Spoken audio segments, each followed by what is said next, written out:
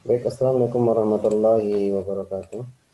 Bertemu dengan Edi Rawan di sini. Di sini kita akan belajar bersama tentang ekonomi pariwisata. Di mana kesempatan kali ini kita akan bicara tentang evaluasi penilaian daripada industri pariwisata. Baik, langsung saja. Ada beberapa hal yang merupakan pokok pengertian daripada evaluasi, diantaranya mencakup. Pertama, evaluasi merupakan suatu kegiatan untuk mengamati dan menganalisis suatu keadaan, peristiwa, gejala alam, atau suatu objek. Kemudian membandingkan segala sesuatu yang diamati dengan pengalaman atau pengetahuan yang telah diketahui oleh atau dimiliki. Kemudian melakukan penilaian atas segala sesuatu yang diamati berdasarkan hasil perbandingan atau pengukuran yang dilakukan. Nah, ini merupakan pokok-pokok pengertian daripada evaluasi yang harus dipahami. Ya, kemudian dalam pelaksanaannya, kegiatan evaluasi dapat dilakukan pada berbagai tahap, seperti evaluasi pada tahap perencanaan, kemudian evaluasi tahap pelaksanaan atau ongoing, atau evaluasi pada tahap pasca pelaksanaan. Di evaluasi pada tahap perencanaan ini di mana evaluasi dilakukan sebelum ditetapkan rencana pembangunan dengan tujuan untuk memilih dan menentukan skala prioritas dari berbagai alternatif dan kemungkinan cara mencapai tujuan yang telah dirumuskan sebelumnya. Kemudian di evaluasi pada pelaksanaan ini membicarakan tentang evaluasi dilakukan pada saat pelaksanaan rencana pembangunan untuk menentukan tingkat kemajuan pelaksanaan rencana dibandingkan dengan rencana yang telah ditentukan sebelumnya. Nah, di evaluasi yang terakhir adalah membicarakan tentang evaluasi yang dilaksanakan setelah pelaksanaan rencana berakhir, yang diarahkan untuk melihat apakah pencapaian keluar atau hasil dampak atau program mampu mengatasi masalah pembangunan yang ingin dipecahkan. Dan yang ketiga, evaluasi ini sebenarnya bisa diterapkan di mana? Diterapkan di ekonomi pariwisata yang berkaitan tentang evaluasi dan penilaian kepada pariwisata tersebut. Nah, sebenarnya daripada kegiatan evaluasi ini pada dasarnya tentang evaluasi terhadap rencana pembangunan. Dan evaluasi terhadap rencana pembangunan ini sebenarnya bisa digunakan, ini bisa dipakai atau bisa digunakan di evaluasi terhadap penilaian di industri pariwisata. Nah, kemudian tujuan daripada evaluasi inilah untuk melihat seberapa jauh tujuan program yang telah dapat dicapai dan seberapa jauh telah terjadi penyimpangan dalam pelaksanaan program dibandingkan dengan perencanaan sebelumnya. Ini tujuan daripada evaluasi. Yang kemudian kita akan berbicara tentang jenis model evaluasi. Yang pertama, model evaluasi konteks input proses dan produk, ya. Di mana model ini membagi evaluasi menjadi 4 macam, yaitu seperti konteks evaluasi, to self planning education, kemudian input evaluating structuring education, proses evaluating to self implementing education, and product evaluating to self selling education. Oke, model evaluasi ini dikembangkan oleh Daniel Stoff-Lembem, ya, tahun 2003, di mana model ini sebanyak digunakan oleh para evaluator karena model evaluasi ini lebih komprehensif jika dibandingkan dengan model evaluasi lainnya.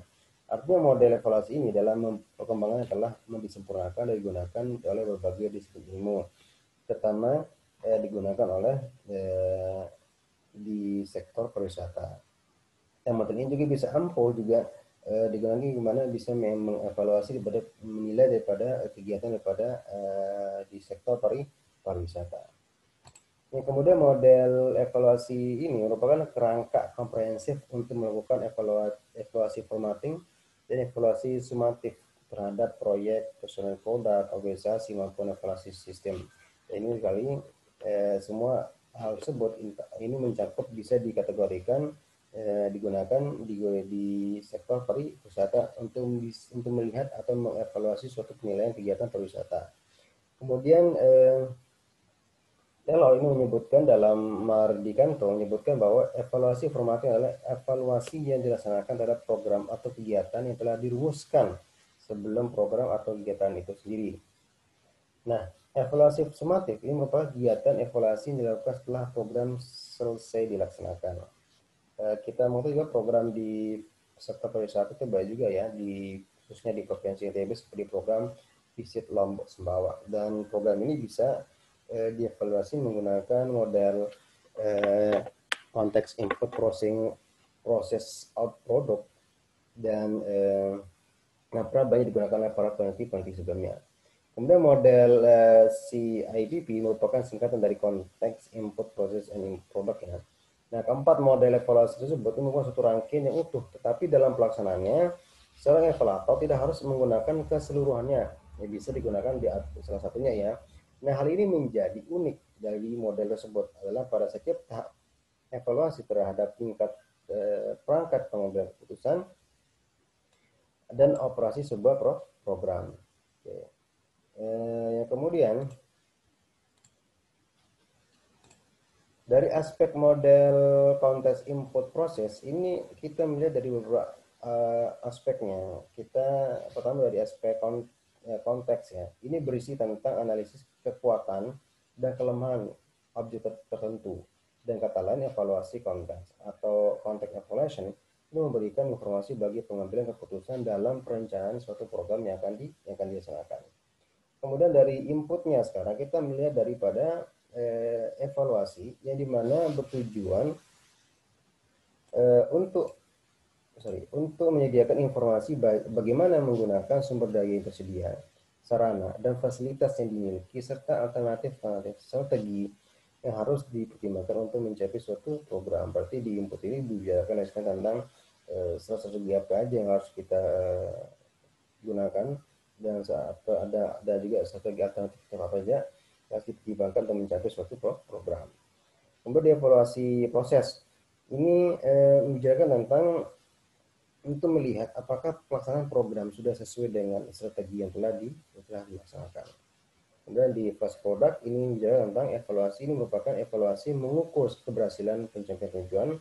Tahapan evaluasi ini bertujuan untuk mengukur, menginterpretasikan dan menilai pencapaian program tersebut. Oke.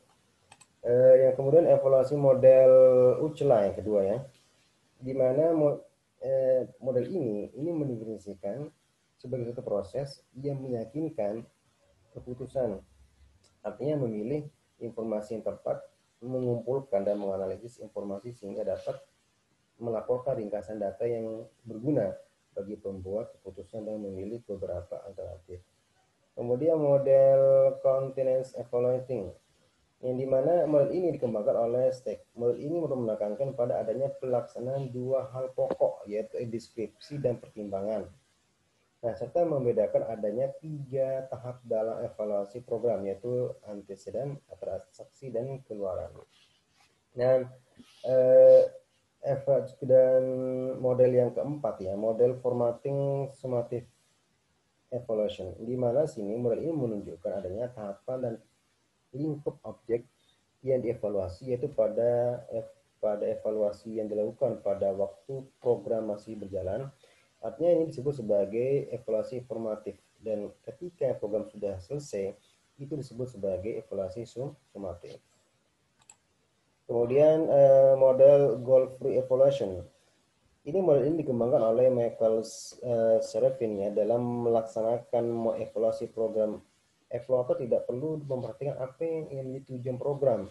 Yang perlu diperhatikan adalah dalam program tersebut bagaimana kerjanya program dengan jalan mengidentifikasi penampilan-penampilan yang terjadi, baik hal positif maupun hal negatif.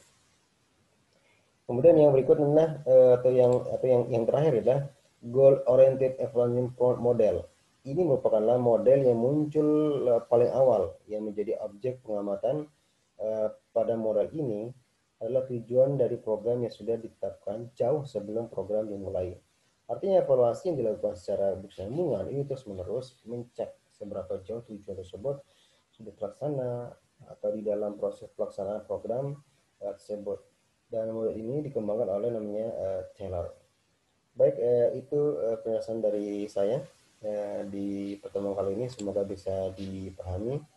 Dan ini tugasnya silakan dikerjakan dan bisa dikumpulkan minggu depan. Sehari pertemuan kali ini, kalau ada pertanyaan silakan ditanya di via grup. Saya dengan ucapan alhamdulillah dan assalamualaikum warahmatullahi wabarakatuh.